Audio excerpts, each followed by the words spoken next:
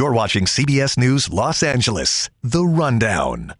Hello, I'm Juan Fernandez. Here are your top stories right now. A community in mourning tonight after the killing of a father of 4 who was sitting in his car in South LA. Loved ones are holding a vigil at the gas station where Marquette Scott Jr. was shot. The shooting happened Sunday night on Hoover Street near Manchester Avenue. Police believe 2 suspects approached Scott's car, shot him, and then drove off. Tonight we heard from Scott's emotional mother who wants answers and justice for her slain son. He loves his family, loves his mom. He take care of everybody, provide for everyone. All his siblings, all the mothers of the children, all my family. My son was loved. He will be missed. He was innocent. Y'all took my baby from me. You took my baby from me, and I want justice, and I'm gonna get it if it's the last thing I do. You guys took my baby from me. You took my baby from me.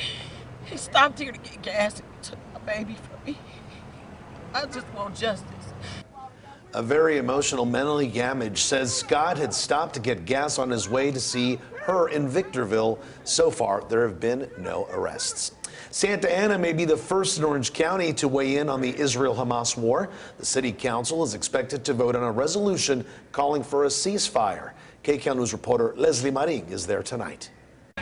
Yeah, we're outside Santa Ana City Hall, and you can see the city council meeting so packed. Many people actually can't even make it inside. They have to sit outside here. They're expecting dozens, if not hundreds, of comments. The city has already received more than 800 emails, and it's all surrounding this resolution that is calling for support for Palestine, as well as calling for an immediate sustained ceasefire. Now, there is some controversial language in this resolution that accuses Israel of collective punishment as well as ethnic cleansing. There have been people on both sides here that have spoken out against this resolution.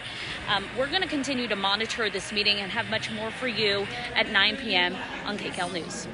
All right, we'll see here at 9. Meantime, this afternoon, the House of Representatives passed a resolution that condemns anti-Semitism. The vote was 311 to 14. 92 Democrats voted present, while 13 voted against the resolution. 1 Republican also voted against the resolution. Critics of the resolution say it was too broad and could define any criticism of Israel as anti-Semitic. They specifically noted a statement in the bill that writes, "Anti-Zionism is anti-Semitism." The search continues for a man with a crowbar who damaged dozens of cars in Koreatown.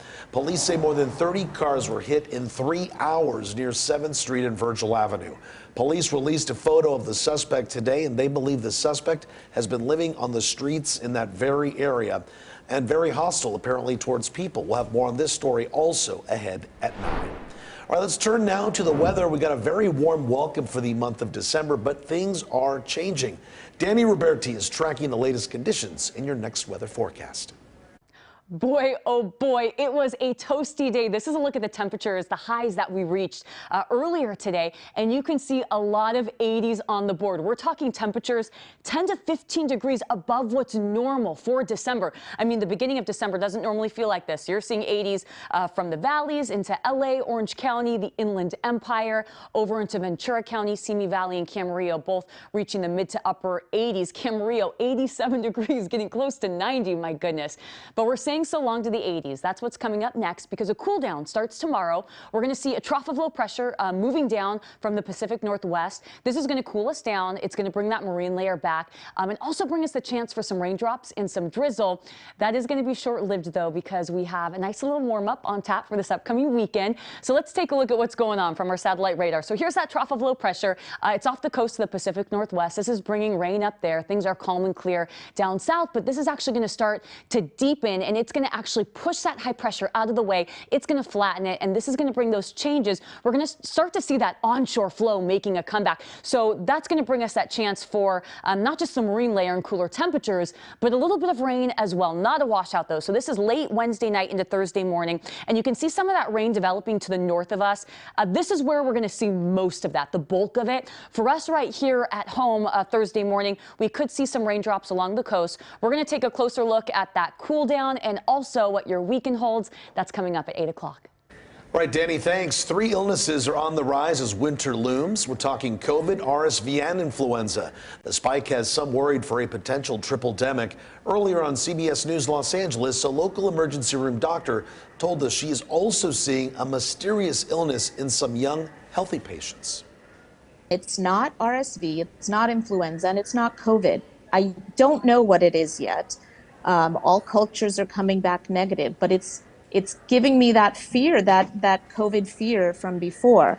I've had more than a handful of healthy people with no underlying illnesses who come in with very rapid progression of pneumonia. And they have very atypical presentations of the pneumonia. They have upper lobe pneumonias. They get sick very quickly, end up being hospitalized, and some end up on the ventilator. Now, let's hope it's not COVID, right? Dr. Campen says if you have underlying health issues, this is a time to be extra careful. Consider wearing a mask again. Keep your hands clean and stay home if you're not feeling well. Cal State faculty are planning another one-day strike tomorrow. It will be held at Cal State LA. Today, faculty and staff at San Francisco State University staged their one-day walkout. It's the second in a series of strikes this week. The union says it's fighting for a 12% raise, better parental leave, workload support, and health and safety rights. The strikes are targeting the latest campuses in the system. The full contract expires in June. Meantime, Cal State said in a statement right here, we recognize the need to increase compensation and are committed to doing so, but our financial commitments must be fiscally sustainable. Well, from Southern California to Las Vegas in 2 hours flat. How's that? All thanks in part to a new federal grant. What seems like a dream could be a reality thanks to high-speed trains along the 15 freeway. KCAL News reporter Tom Wade joins us now with a look at the plan, and it's one I would love to see take place, right? Yeah, I mean, it's interesting because, you know, we think about going to Vegas on a flight, right, or driving, but after a long weekend of partying in Las Vegas, you know, that could be an issue. We've got a map we can show you of kind of the map that would connect it there. And it's a 200-mile stretch there. So basically, you're going to take 2 hours. Here we go, Los Angeles to Vegas there. It's a 2-hour trip. That's the idea behind it. It would go about 200 miles of track there and 220 miles per hour.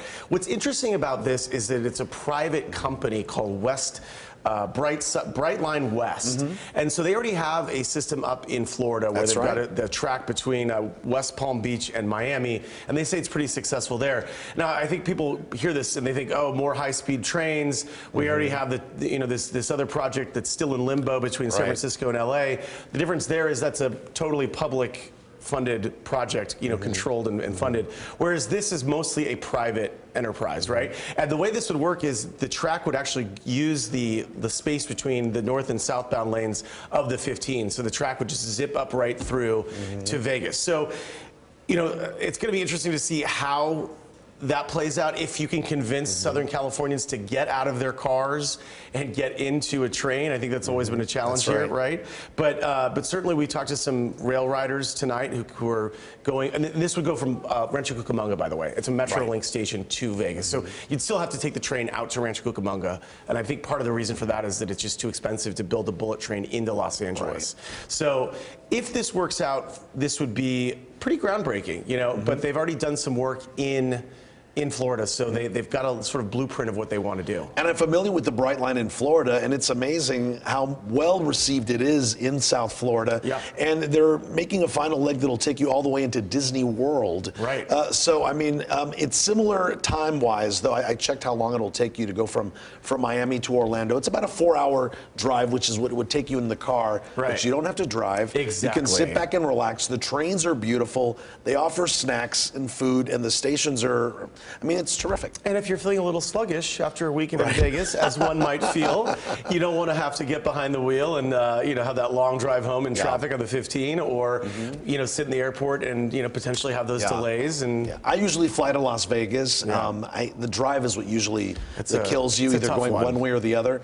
This would be another nice option to go to. Back and relax. Sin City. Right? There you go. All right. I'll set more on your report tonight. Yes, we'll have a lot more on it. All right. Tom, thanks.